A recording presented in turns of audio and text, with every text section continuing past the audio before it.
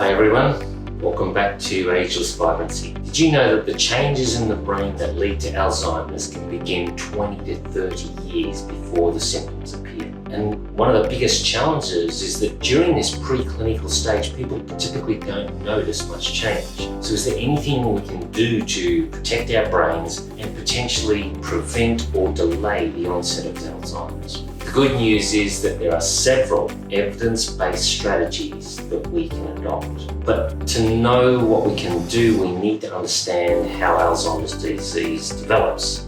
It mainly comes down to a buildup of amyloid plaques. Imagine your brain is like a complex machine with many gears and parts working together seamlessly.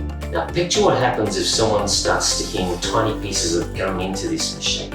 At first, the gum is small and might not cause any noticeable damage or problems. But as more and more gum accumulates and clumps together, it starts to interfere with the gears and causes them to clog up and malfunction. Well, our brain produces what is called beta amyloid as a waste product of normal operation. And there's an efficient process where these beta amyloids are flushed out of our brain by cerebrospinal fluid into our lymphatic system at the edges and eventually out of our body.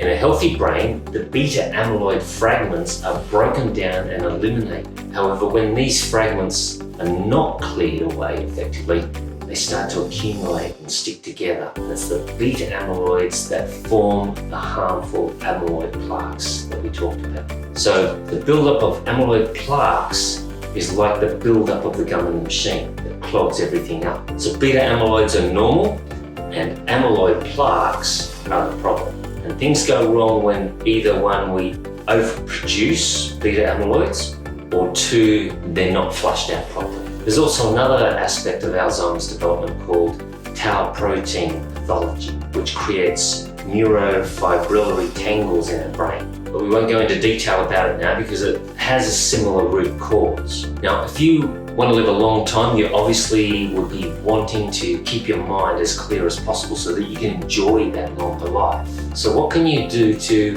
at least slow this process or even reverse it? One of the big things is getting good sleep. In recent years, scientists recently discovered what is called the glymphatic system, that while we sleep, actually pumps the beta amyloids from deep inside our brain out to the edges where they're picked up by the lymphatic system and then eliminated with the normal processes. And this occurs while we sleep. Sleep is a critical part of our brain's cleanup system to flush out the beta amyloids before they accumulate into amyloid plaques. So if you struggle to regularly get good sleep, it's vital that you find a way to address that. Another really effective thing we can do is to reduce the amount of sugar and refined carbs that we eat. High blood sugar and insulin resistance has been shown to greatly speed up the production of beta amyloids. That then overloads our brain's lymphatic system so that they can't clear them out fast enough. High blood sugar does other things to make the problem worse, like increasing inflammation, causing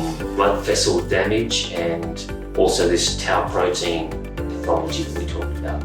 All of these contribute to cognitive decline. Now, if you struggle with sugar cravings and find it hard to break that habit, I strongly suggest you have a look at my video using your gut to effortlessly change what you eat. It doesn't have to be a hard slog. Another one is exercise. It's been shown to help because it improves blood circulation and even stimulates the production of new neural connections. So if you struggle with regular exercise, try and find ways to at least increase your activity wherever you can. Anything that you can do will help. So there it is again, the solid 3 elements of increasing health span: good sleep, exercise, and healthy low sugar eating. 3 habits that help all aspects of our health. And what about supplements? Is there anything specific that we can take that might help? Well, studies have been done with curcumin, a compound found in turmeric spice, and it has been shown to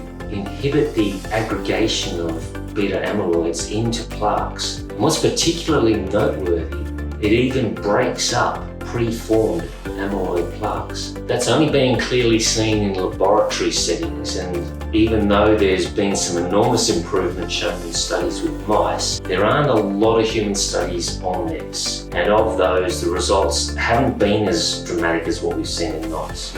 But interestingly, the better results seem to have come from people taking the whole turmeric spice rather than just the curcumin extract on its own.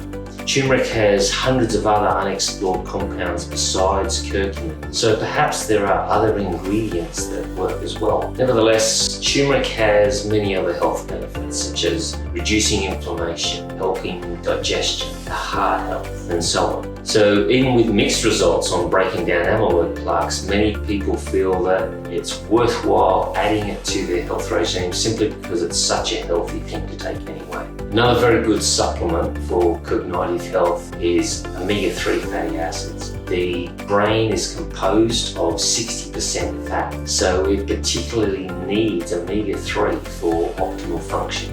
Another way of attacking the problem is to do things that help regulate our blood sugar. We've discussed the importance of that regarding Alzheimer's and other dementia. So for example, berberine is very effective in doing that, and so too is apple cider vinegar.